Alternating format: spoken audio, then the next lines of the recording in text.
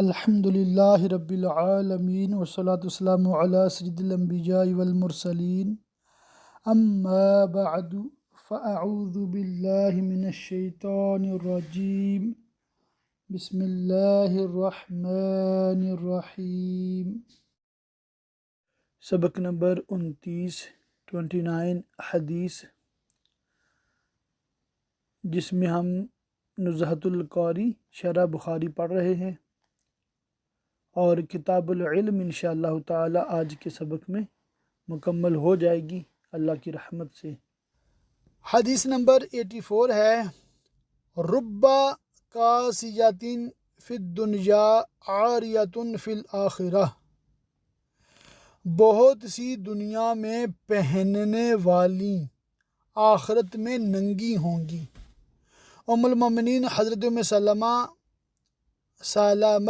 رضی اللہ تعالیٰ عنہ نے فرمایا، ایک رات نبی صلی اللہ علیہ وآلہ وسلم بیدار ہوئے تو فرمایا، سبحان اللہ، اس رات میں کتنے فتنے نازل ہوئے اور کتنے خزانے کھلے، حجروں والیوں کو جگا دو، بہت سی دنیا میں پہننے والی آخرت میں ننگی ہوں گی۔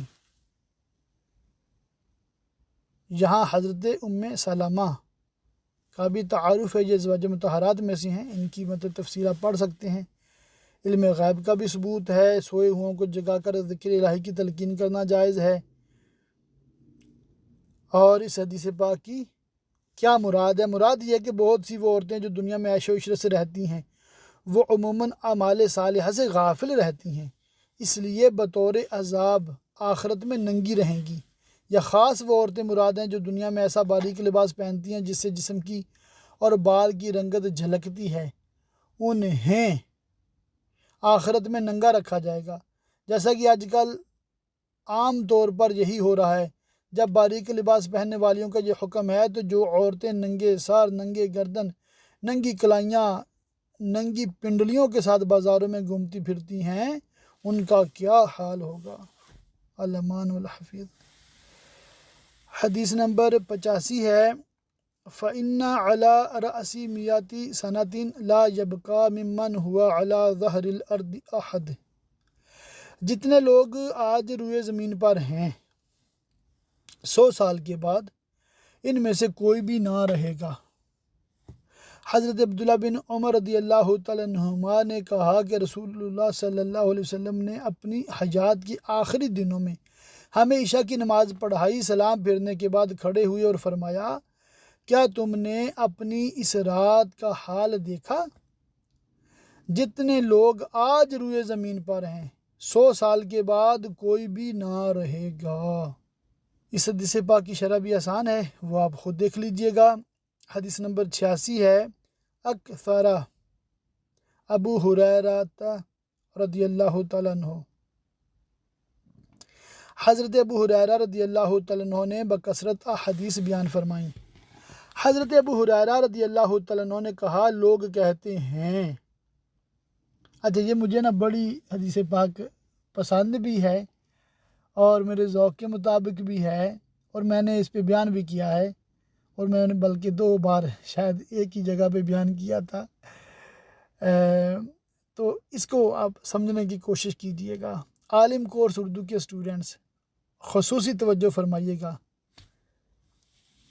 حضرت ابو ہریرہ رضی اللہ تعالیٰ عنہ نے کہا، لوگ کہتے ہیں کہ ابو ہریرہ نے بکثرت حدیثیں بیان کی، اگر اللہ کی کتاب یعنی قرآن میں 2 آیتیں نہ ہوتی تو میں کوئی حدیث نہ بیان کرتا۔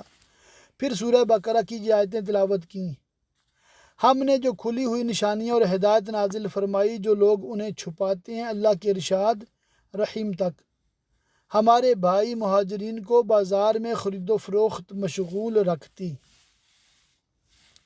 اور ہمارے بھائی انصار کو اپنے مالوں میں کام یعنی کھیتی مشغول رکھتی، اور ابو ہریرہ رسول اللہ صلی اللہ علیہ وسلم کی خدمت میں صرف کھانے پر قناعت کر کے حاضر رہتا،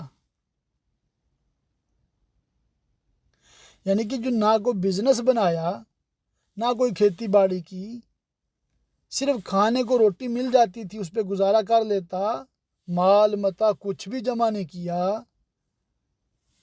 اور ایسے موقعوں پر موجود رہتا کہ وہ لوگ موجود نہ رہتے، یعنی اپنے کام کاج پہ چلے جاتے، جاب پہ چلے جاتے، اور وہ باتیں سنتا دیکھتا اور یاد کر لیتا جو لوگ یاد نہ کرتے۔ سبحان اللہ۔ تو یوں بندہ علم حاصل کرتا ہے۔ اس کی مطلب شرح آپ مزید دیکھ لیجئے گا۔ 87 نمبر ہے اعطاؤہ ابا ہریرہ الحافظہ، آپ صلی اللہ علیہ وآلہ وسلم نے ابو ہریرہ کو حافظہ عطا فرمایا۔ سبحان اللہ۔ نبی مختار کل ہیں جس کو جو چاہیں عطا کر دیں، جہاں بانی عطا کر دے،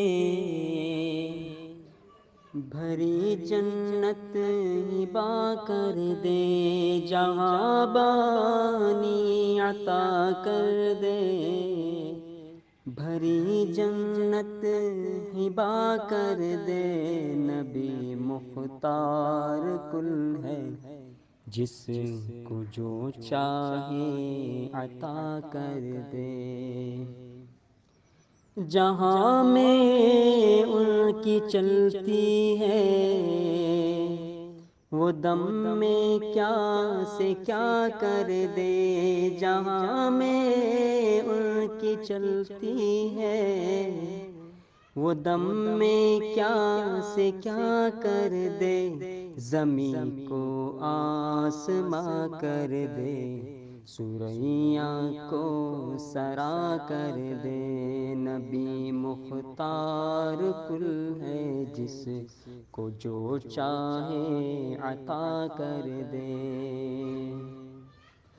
عطا کر دے، بلا کر دے، بٹھا کر دے، اٹھا کر دے، عطا کر دے، بلا کر دے، بٹھا کر دے، اٹھا کر دے، نبی مختار کل ہے جیسے جب چاہے عطا کر دے، تمنائے دل اشرف بس اتنی ہے سر کوثر، تمنائے دل اشرف بس اتنی ہے سر کوثر، جب آقا جام کوثر دے، لب اقدس لگا کر دے، جب آقا جام کوثر دے، لب اقدس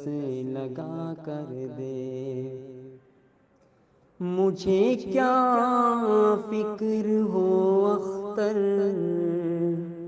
میرے یاور ہے وہ یاور، مجھے کیا فکر ہو اختر میرے یاور ہے وہ یاور، بلاؤں کو میری جو خود گرفتار بنا کر دے، نبی مختار کل ہے جس کو جو چاہے عطا کر دے۔ سبحان اللہ۔ حضرت ابو ہریرہ رضی اللہ تعالیٰ عنہ نے بیان کیا، میں نے عرض کیا کہ یا رسول اللہ، میں آپ سے بہت سی حدیثیں سنتا ہوں پھر بھول جاتا ہوں۔ فرمایا یہ اپنی چادر پھیلا۔ میں نے پھیلائی تو حضور نے اپنے دونوں ہاتھوں کو چلو کی طرح بنا کر اس میں کچھ ڈالا، پھر فرمایا سمیٹ کر اپنے سینے سے لگا لے۔ میں نے ایسا ہی کیا، اس کے بعد کچھ بھی نہیں بھولا۔ اللہ اللہ۔ اس کی شرح پڑھ لیتے ہیں۔ یہاں صرف ضم ہے، مگر کتاب المزارعت میں سینے سے لگانے کی تصریح ہے۔ حضور صلی اللہ علیہ وسلم کو اختیار ہے، جسے جو چاہیں عطا فرما دیں۔ اس سے ثابت ہوا کہ حضور اقدس صلی اللہ علیہ وسلم کو یہ اختیار ہے کہ جسے جو چاہیں عطا فرمائیں۔ یہاں صرف حضرت ابو ہریرہ کی تخصیص نہیں تھی، کتاب البیوع و مزارعت میں صاف ہے جو بھی چادر پھیلائے۔ یہ دوسری بات ہے کہ چادر صرف حضرت ابو ہریرہ ہی نے پھیلائی اور انہی کو یہ نعمت ملی۔ ان دونوں حدیثوں سے معلوم ہوا کہ علم دین کا چھپانا ممنوع اور یہ کہ بوقت ضرورت اپنی خوبی بیان کرنا جائز ہے، جبکہ اپنا ترفع و تفوق مقصود نہ ہو اور اعجاب نفس بھی نہ ہو۔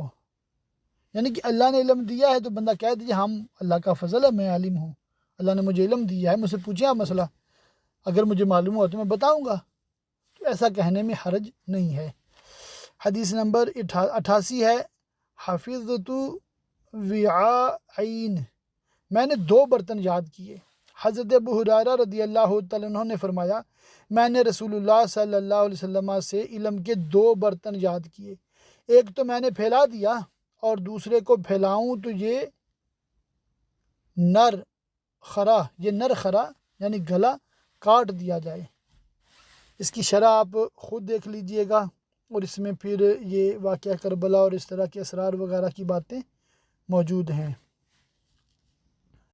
تو یہ آپ لوگوں نے خود اس کو دیکھ لینا ہے، پڑھ لینا ہے۔ انشاءاللہ تعالی حسب معمول ہم زیادہ سے زیادہ حدیث مبارکہ کو پڑھنے کی کوشش رکھیں گے۔ حدیث نمبر 89 یعنی 89 ہے، تم میرے بعد کافر نہ ہو جانا۔ حضرت جریر رضی اللہ تعالیٰ عنہ نے بیان کیا کہ نبی صلی اللہ تعالی علیہ وآلہ وسلم نے ان سے حجۃ الوداع، یہ اس کی پروننسیشن آپ سمجھ لیں، عربی میں لکھا ہوا دیکھ لیں، حجۃ الوداع لکھا ہے نا، تو حجۃ الوداع پڑھ سکتے ہیں۔ حجۃ الوداع میں فرمایا یا حجۃ الوداع میں فرمایا، دونوں طرح ٹھیک ہے، لوگوں کو چپ کراؤ۔ جب لوگ چپ ہو گئے تو فرمایا میرے بعد پلٹ کر کافر نہ ہو جانا کہ تم میں بعض کی گردن مارے۔ تو اس کے بارے میں مطلب جو تفصیل ہے، جو اس کی شرح ہے، جو احکام ہیں، وہ اپنے خود سے دیکھ لینے ہیں، پڑھ لینے ہیں۔ اللہ تعالی ہم سب کو علم نافع عطا فرمائے، آمین۔ حدیث نمبر 90 ہے، یہ بہت ہی پیارا اور دلچسپ واقعہ ہے حضرت سیدنا موسیٰ علیہ السلام اور خضر علیہ السلام کا۔ اچھا، خضر کو پڑھنے کے کئی مطلب طریقے ہیں، یہاں پر خاضر لکھا ہوا ہے تو ہم اردو کے حساب سے خضر ہی پڑھیں گے۔ تو یہ واقعہ یعنی کہ جو حدیث پاک ہے انشاءاللہ تعالی وہ میں پڑھوں گا، یہ واقعہ انشاءاللہ تعالی آپ کو قرآن پاک میں بھی ملے گا اور بالتفصیل ملے گا، اور اس میں پھر تفسیر بھی ہم چونکہ لفظ بلفظ پڑھ رہے ہیں قرآن پاک کی، تو اس میں تو انشاءاللہ تعالی آپ کو یہ سارا ہی میں پڑھ کے بھی سناؤں گا، اور اس میں سے جو سیکھنے سکھانے والی باتیں ہیں مکمل وہ مطلب عرض کی جائیں گی۔ یہاں اس کی شرح میں سے بھی کچھ عرض کروں گا انشاءاللہ تعالی۔ حدیث پاک میں ہے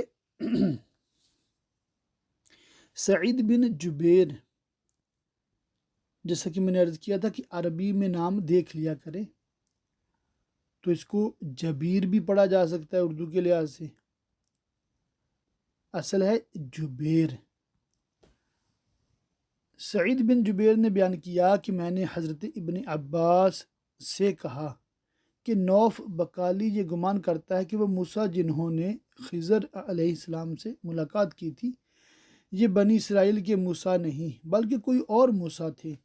حضرت ابن عباس نے فرمایا اللہ کے دشمن نے جھوٹ کہا۔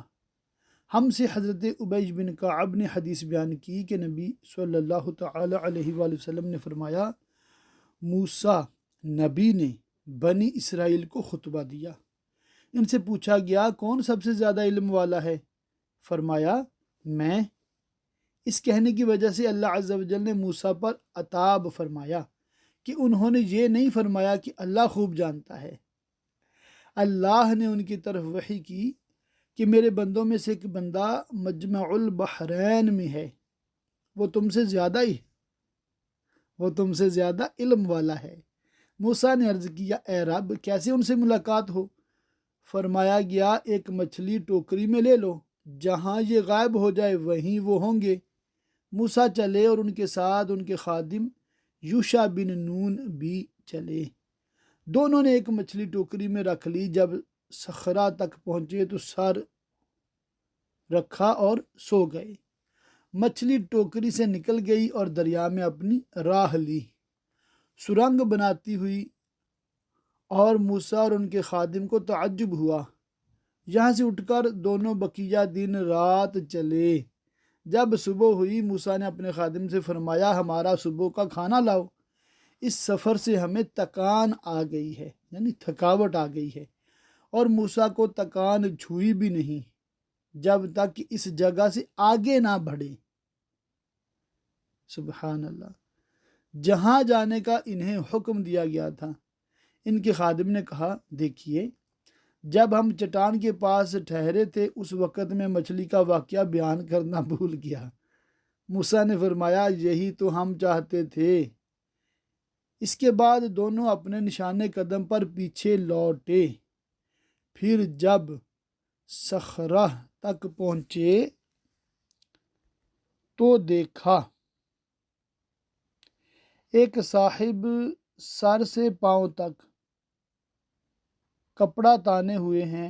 موسیٰ نے سلام کیا تو خضر نے کہا، تمہاری اس زمین میں سلام کہاں سے؟ جواب دیا، میں موسیٰ ہوں۔ پوچھا، بنی اسرائیل کے موسیٰ؟ فرمایا، ہاں۔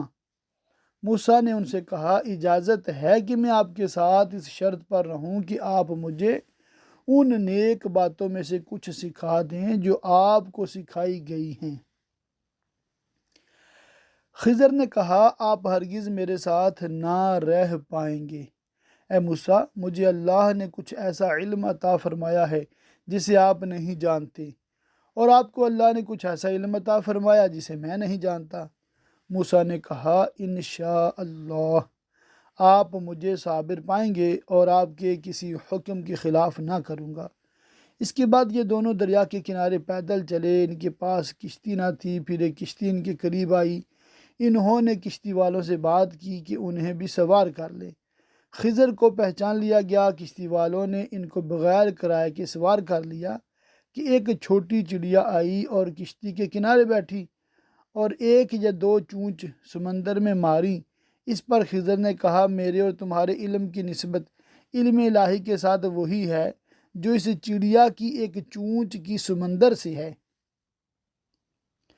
حضرت خضر نے کشتی کا ایک تختہ نکال لیا۔ اس پر موسیٰ نے کہا، ان لوگوں نے بغیر کرایہ ہم کو کشتی پر بٹھایا۔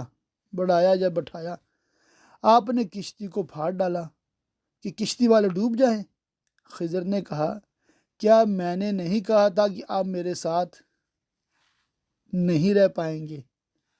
موسیٰ نے کہا، میری بھول پر گرفت نہ کرو اور میرے کام میں دشواری نہ ڈالو۔ رسول اللہ صلی اللہ تعالیٰ علیہ وسلم نے فرمایا، یہ پہلی موسیٰ کی بھول تھی۔ اس کے بعد پھر دونوں چلے۔ دیکھا کہ ایک بچہ بچوں کے ساتھ کھیل رہا ہے۔ خضر نے اس کے سر کو اپنے ہاتھ سے اوپر سے پکڑا اور اکھاڑ لیا۔ اب موسیٰ نے کہا، آپ نے ایک بے گناہ کو بغیر کسی جان کے بدلے مار ڈالا۔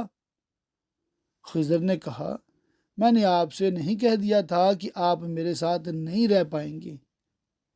ابن عیینہ نے کہا، اس میں زیادہ تاکید ہے۔ اس کے بعد دونوں چلے اور ایک بستی والوں کے پاس آئے، ان سے کھانا طلب کیا۔ ان بستی والوں نے مہمان بنانے سے انکار کر دیا۔ ان لوگوں نے اس بستی میں ایک دیوار ایسی پائی جو گرا چاہتی تھی، یعنی گرنے والی تھی۔ خضر نے اسے ہاتھ سے درست کر دیا۔ اس پر موسیٰ نے ان سے کہا، اگر آپ چاہتے تو اس پر کچھ مزدوری لے لیتے۔ خضر نے کہا، یہ میری اور آپ کی جدائی ہے۔ نبی صلی اللہ تعالی علیہ وآلہ وسلم نے فرمایا، اللہ موسیٰ پر رحم فرمائے، ہماری خواہش ہے کہ اگر وہ صبر کرتے تو ہمیں ان کے احوال اور سننے کو ملتے۔ اچھا، اس کی تکمیل پڑھ دیتا ہوں۔ اس کے بعد ہے، حضرت خضر نے حضرت موسیٰ علیہ السلام کو بتایا کہ کشتی میں نے اس لیے توڑی کہ کشتی والے غریب تھے، ان کا ذریعہ معاش بھی یہی کشتی تھی۔ واپسی میں ایک ایسے ظالم بادشاہ پر جس کا نام بخاری کتاب تفسیر جلد 2 صفحہ 689 میں بدو بن بدو، بدو بن بدو یا بدو بن بدو بتایا۔ اور ایک قول یہ ہے کہ جلندی تھا، ان کا گزر ہوتا جو ہر صحیح و سلامت کشتی کو چھین لیتا تھا اور عیب دار کو چھوڑ دیتا تھا۔ میں نے عیب دار کر دی کہ یہ کشتی ان غریبوں کے پاس رہے۔ چنانچہ واپسی میں جب یہ کشتی اس ظالم کی حدود میں داخل ہوئی تو اس نے آ کر کشتی دیکھی، ٹوٹی دیکھ کر چھوڑ دیا۔ اس کے بعد لوگوں نے تختہ فٹ کر لیا۔ اللہ اللہ۔ یہ ظالم اندلس میں رہتا تھا۔ مقتول بچے کا معاملہ یہ تھا کہ اس کی سرشت میں کفر تھا اور اس کے ماں باپ مومن تھے۔ اس کا اندیشہ تھا کہ کہیں اس کافر بچے کی محبت میں وہ بھی کافر نہ ہو جائیں۔ میں نے اسے مار ڈالا تاکہ ماں باپ اس کی وجہ سے کافر نہ ہوں۔ قرآن مجید میں ہے کہ ہم نے یہ چاہا کہ اللہ عز و جل اس کے عوض ان لوگوں کو کوئی نیک اور لائق اولاد عطا فرمائے۔ بخاری کتاب و تفسیر میں ہے کہ اس کے عوض انہیں ایک لڑکی عطا ہوئی۔ جمل تفسیر ہے، جمل میں ہے کہ اس کا نکاح ایک نبی سے ہوا جن سے نبی پیدا ہوئے۔ بعض روایتوں سے معلوم ہوتا ہے کہ شمعون انہی کی نسل سے ہیں۔ شمعون رحمۃ اللہ تعالی علیہ کا وہ واقعہ آتا ہے نا، میرے خیال میں شب برات کے حوالے سے آتا ہے، 80 سال جیسے کچھ عبادت کی تھی شمعون رحمۃ اللہ تعالی علیہ۔ ایک روایت میں ہے کہ 70 انبیاء ان کی نسل سے ہوئے۔ حضرت خضر علیہ السلام نے اس مقتول کا کاندھا چیر کر دل نکال کر دکھایا۔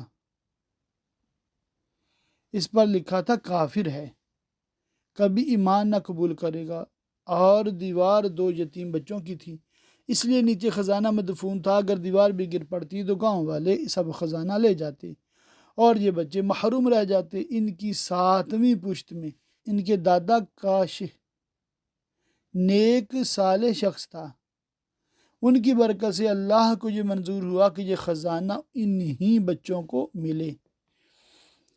اس وقت میں نے دیوار درست کر دی تاکہ یہ بڑے ہو کر اس خزانے کو حاصل کر لیں۔ سورہ کہف و تفسیرات، یعنی سورہ کہف جو قرآن پاک کی ہے اس میں یہ واقعہ بالتفصیل منقول ہے۔ اشخاص: حضرت حر بن قیس رضی اللہ تعالیٰ عنہ بنی فزارہ کے فرد اور عیینہ بن حسین کے بھتیجے تھے۔ ان کے قبیلے کا جو وفد خدمت اقدس میں حاضر ہوا تھا اس کے ایک رکن یہ بھی تھے۔ حضرت فاروق اعظم رضی اللہ تعالیٰ عنہ کے ہم نشینوں میں تھے۔ نوف بن بکالی، حضرت عبید بن کعب، حضرت موسیٰ علیہ السلام، بنی اسرائیل۔ اچھا، بنی اسرائیل کا میں بتا دیتا ہوں کیونکہ یہ قرآن پاک میں بار بار لفظ آتا ہے، چند بار میں نے اس کی وضاحت بھی کی ہے۔ حضرت یعقوب علیہ السلام کا دوسرا نام اسرائیل ہے۔ ان کے 12 بیٹے تھے۔ حضرت یوسف علیہ السلام، بنیامین، دانی، بکتالی، زائلون، جاد، یستاخر، اشیر، رحیل، یہوذا، شمعون، لاوی۔ ان کو اسباط بھی کہتے ہیں اس لیے کہ ان میں سے ہر ایک قبیلے کا جد ہے۔ اسباط بہت زیادہ شاخوں والے گھنے درخت کو کہتے ہیں، یعنی کہ ان کی اولاد میں اللہ پاک نے بڑی برکت رکھی۔ یہ اور ان کی نسل بنو اسرائیل ہیں۔ بنو کہتے ہیں جیسے اولاد کو نا، اسرائیل تو حضرت یعقوب علیہ السلام کا لقب ہوا۔ اصل کیا ہے، ایل ان کی زبان میں اللہ کے لیے استعمال ہوتا تھا۔ اسرا کا مطلب ہوتا ہے عبد، بندہ۔ عبداللہ عربی میں کہتے ہیں نا، ہم کہتے ہیں اللہ والا، اللہ کا بندہ، اور یہ مطلب اس نسبت سے ان کو اسرائیل کہتے ہیں۔ اب یہ جو لفظ ہے نا، جبرائیل، میکائیل، اسرافیل، یہ سب کا بھی یہی معنی بنتا ہے۔ کسی کا معنی عبداللہ، کسی کا معنی عبید اللہ، اس طرح کی بنتے ہیں۔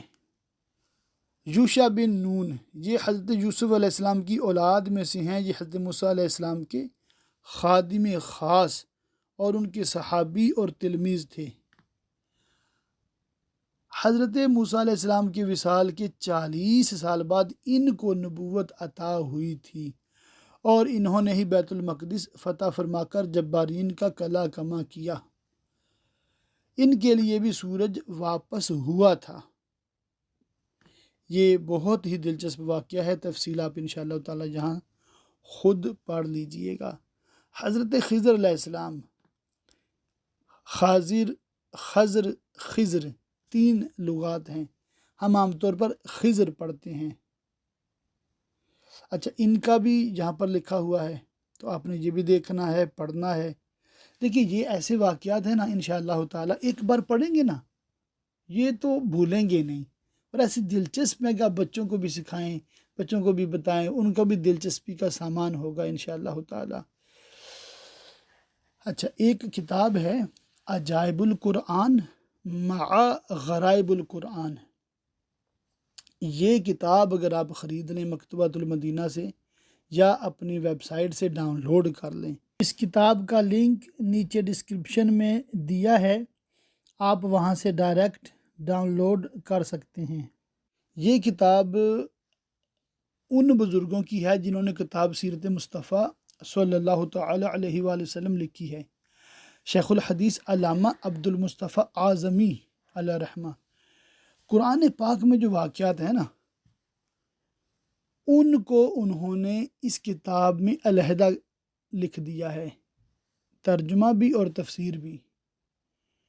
کہہ لیں جو قرآنی واقعات ہیں صرف ان کی تفسیر ہے، بہت دلچسپ ہے، بہت اچھی عمدہ اردو ہے، بڑی زبردست سمجھ میں آنے والی۔ تو آپ اگر سارے ہی اسٹوڈنٹس اپنے عالم کورس کے ساتھ ساتھ ایک اضافی کتاب پڑھ لیں، عجائب القرآن مع غرائب القرآن، بہت انشاءاللہ تعالیٰ آپ کو مزہ آئے گا، بہت آپ کو سیکھنے کو ملے گا، اور تفسیر میں بھی ہم انشاءاللہ تعالیٰ انہی باتوں کو پڑھیں گے جو ہم خزائن العرفان میں پڑھ رہے ہیں، مگر ان بزرگوں کا ایک انداز ہے کہ اس واقعہ سے ہمیں کیا سیکھنے کو ملا۔ وہ جو دعوت اسلامی کی اصطلاح میں مدنی پھول عطا فرماتے ہیں نا، ان کو آپ اپنے دل کے گلدستے میں سجائیں گے تو انشاءاللہ تعالی یہ ایسے پھول ہیں کہ جو ساری عمر آپ کے قلوب و اذہان کو مہکائیں گے، اور آپ انشاءاللہ تعالی اس کی خوشبو آگے پہنچائیں گے، بڑا فائدہ ہوگا۔ اللہ تعالی ہمیں مزید علم دین عطا فرمائے، مزید سیکھنے کا، سمجھنے کا جذبہ اور شوق عطا فرمائے۔ تو اس کی شرح جو ہے وہ باقی آپ انشاءاللہ تعالی خود دیکھیے گا، بہت مطلب دلچسپ ہے، تفصیل بھی لکھی ہوئی ہے۔ اچھا، حدیث نمبر 91 ہے 91، جو اس لیے لڑے تاکہ اللہ کا کلمہ بلند ہو۔ حضرت ابو موسیٰ اشعری جی ہیں رضی اللہ تعالیٰ عنہ، کہتے ہیں کہ ایک شخص نبی صلی اللہ تعالی علیہ وآلہ وسلم کی خدمت میں حاضر ہوا اور پوچھا، یا رسول اللہ، اللہ کے راستے میں لڑائی کیا ہے؟ اس لیے کہ ہم میں سے کوئی غصہ کی وجہ سے لڑ رہا ہے، کوئی حمیت کی وجہ سے۔ حضور نے اپنا سر اس کی طرف اٹھایا۔ راوی نے کہا کہ حضور نے سر اسی لیے اٹھایا کہ سائل کھڑا تھا اور حضور بیٹھے تھے، اور فرمایا، جو اس لیے لڑے کہ اللہ کا کلمہ بلند ہو تو یہ لڑائی فی سبیل اللہ ہے۔ سبحان اللہ، یعنی کہ ہر کام اللہ کی رضا کے لیے ہونا چاہیے۔ اس کی جو شرح ہے وہ بھی پڑھ لیجیے انشاءاللہ تعالی۔ 92 ہے روح کے بارے میں یہودیوں کا سوال کرنا۔ حضرت عبداللہ بن مسعود رضی اللہ تعالیٰ عنہ نے کہا، میں نبی صلی اللہ تعالی علیہ وآلہ وسلم کے ساتھ مدینے کے کھنڈرات میں جا رہا تھا، اور حضور کھجور کی ٹہنی پر ٹیک لگائے جاتے تھے۔ حضور کا گزر یہودیوں کے چند آدمیوں پر ہوا۔ یہودیوں نے آپس میں کہا، ان سے روح کے بارے میں پوچھو۔ اس پر ان میں سے کسی نے کہا، مت پوچھو، جواب میں ایسی بات نہ فرما دیں جو تمہیں ناگوار لگے۔ پھر بھی ان کے بعض نے کہا، ہم تو ضرور پوچھیں گے۔ چنانچہ ان میں سے ایک شخص اٹھا اور کہا، اے ابو القاسم روح کیا چیز ہے؟ حضور نے سکوت فرمایا، سکوت اختیار فرمایا۔ میں نے اپنے جی میں کہا حضور پر وحی آ رہی ہے۔ چنانچہ میں کھڑا ہو گیا، جب آثار وحی جاتے رہے تو فرمایا تم سے یہ لوگ روح کے بارے میں پوچھتے ہیں، فرما دو روح میرے رب کے امر سے ہے اور ان کو بہت ہی کم علم دیا گیا۔ تو روح کے حوالے سے یہاں پر مطلب کیا بیان ہے، اس کی کیا حدیث پاک کی شرح ہے، یہ آپ نے خود پڑھنی ہے۔ حدیث نمبر 93 ہے 93۔ اگر تمہاری قوم کا زمانہ کفر کے زیادہ قریب نہ ہوتا۔ اسود نے کہا مجھ سے حضرت عبداللہ بن زبیر نے پوچھا کہ حضرت عائشہ تم سے بہت راز کی باتیں کہہ دیتی تھیں، انہوں نے کعبہ کے بارے میں تم سے کیا بیان کیا ہے؟ میں نے کہا انہوں نے مجھ سے بیان کیا کہ نبی صلی اللہ تعالی علیہ وآلہ وسلم نے فرمایا اے عائشہ اگر تمہاری قوم کا زمانہ نیا نہ ہوتا، ابن زبیر نے کہا یعنی کفر سے بہت زیادہ قریب نہ ہوتا، تو میں کعبہ کی موجودہ عمارت اٹھا دیتا اور نئی عمارت بنا کر اس کے 2 دروازے بنا دیتا، ایک سے لوگ اندر جاتے، ایک سے باہر نکلتے۔ بس ابن زبیر نے ایسا کیا۔ اچھا، اس کی شرح میں آپ انشاءاللہ تعالی کعبہ شریف کی تعمیر کے حوالے سے پڑھیں گے۔ میں آپ کو عرض کر دوں امہ چینل پہ میرا سب سے پہلا جو بیان تھا، بالکل سب سے فرسٹ ٹائم میں چینل پہ گیا تھا کسی بھی چینل پہ، تو اس پہ یہ میں نے بیان دیا تھا تعمیر کعبہ کے حوالے سے، حج کے ایام تھے چونکہ اس وجہ سے، تو وہ بیان انشاءاللہ تعالی آپ کو ڈسکرپشن میں ملے گا، اس کا لنک، آپ اس کو ضرور دیکھیے گا۔ میرے خیال میں کم و بیش 1 گھنٹے سے زائد ہے، وہ 1 یا 2 کلپس بن جائیں گے اس کے، یا 1 ہی کلپ ہوگا، تو وہ بھی مطلب معلوماتی ہے۔ یہاں پر صرف اتنا عرض کر دوں کہ موجودہ جو خانہ کعبہ آپ دیکھتے ہیں نا، ایک کمرہ جیسے بنا ہوا ہے نا، ایک دروازہ ہے اس کا، ایسے نظر آتا ہے نا، سیڑھیاں چڑھتے ہیں، 2-3 سٹیپ ہیں، آگے ایک دروازہ ہے۔ پہلے کیا تھا، جب حضرت ابراہیم علیہ السلام نے بنایا تھا، اسی دروازے کے بالکل جو اپوزٹ دیوار ہے وہاں بھی ایک دروازہ تھا، ٹھیک ہے، اور ادھر بھی مطلب سٹیپس بنے ہوئے تھے، بلکہ یہ جو سٹیپس ہیں یہ بھی بعد میں بنے ہیں، اس وقت سٹیپس بھی نہیں تھے، یعنی کہ بالکل زمین کے لیول پہ دروازہ تھا، لوگ سیدھے دروازے سے اندر داخل ہوتے، دوسرے دروازے سے نکل جاتے۔ اور یہ جو حتیم آپ کو نظر آتا ہے نا، باہر ایک چھوٹی سی دیوار ہے، سیمی سرکل، یعنی کہ یہاں پر لوگ بھی کھڑے ہوتے ہیں، نماز پڑھ رہے ہوتے ہیں، یہ بھی کعبے کا حصہ تھا۔ اب اس کی تفصیل تو آپ کو وہاں پر مل جائے گی انشاءاللہ تعالیٰ اس ویڈیو بیان میں میرے، اور یہاں پر بھی حدیث پاک کی شرح میں بھی کچھ انہوں نے لکھا ہوگا۔ تو یہ خانہ کعبہ کی تعمیر کے حوالے سے مطلب ایک دلچسپ اور انٹرسٹنگ باتیں ہیں، وہ میں ضرور چاہوں گا کہ آپ اس ویڈیو بیان کو ایک نظر ضرور دیکھ لیں۔ حدیث نمبر 94 ہے، لوگوں سے وہی بات بیان کرو جس کو وہ سمجھ لیں۔ حضرت علی رضی اللہ تعالیٰ عنہ نے فرمایا لوگوں سے وہی بات بیان کرو جس کو لوگ سمجھ لیں، کیا تم پسند کرو گے کہ اللہ اور اس کے رسول کو جھٹلایا جائے؟ تو ہاں، اس کی بھی آپ نے شرح دیکھنی ہے۔ اب آج انشاءاللہ تعالی ہم نے یہ کتاب مکمل کرنی ہے۔ حدیث نمبر 95 ہے 95۔ جس کسی نے بھی لا الہ الا اللہ کی گواہی دی۔ حضرت انس بن مالک رضی اللہ تعالیٰ عنہ نے حدیث بیان کی کہ نبی صلی اللہ تعالی علیہ وآلہ وسلم کے پیچھے حضرت معاذ ایک ہی ساتھ کجاوے میں تھے، یعنی اونٹ پہ سوار تھے۔ حضور نے فرمایا اے معاذ بن جبل، انہوں نے عرض کیا لبیک یا رسول اللہ اور سعدیک،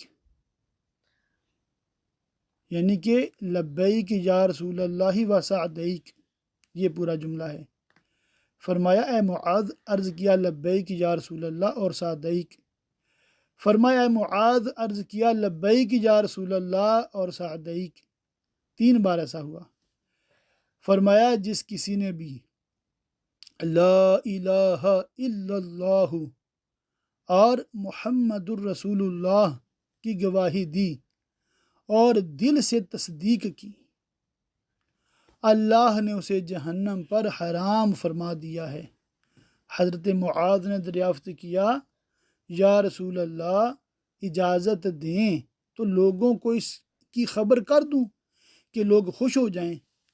فرمایا پھر اسی پر بھروسہ کر لیں گے۔ حضرت معاذ نے اپنی وفات کے وقت کتمان علم یعنی علم چھپانے کے گناہ سے بچنے کے لیے یہ حدیث بیان کر دی۔